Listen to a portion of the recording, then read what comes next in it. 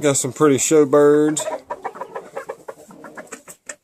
Got a pretty rooster and two pretty hens. He's got some beautiful color to him.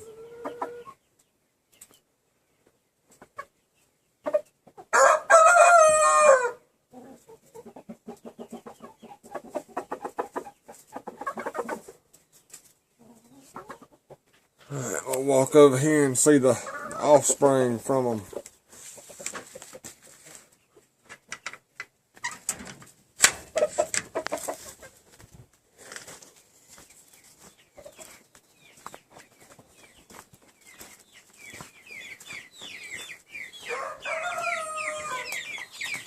We've got 2 Rhode Island Reds in here with them, so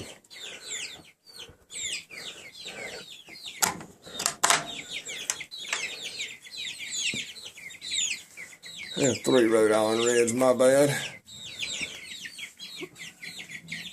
There's one right there. One there. That's my favorite one right over there, the light colored one. It'll be another week or 2. We'll find out the sex of them.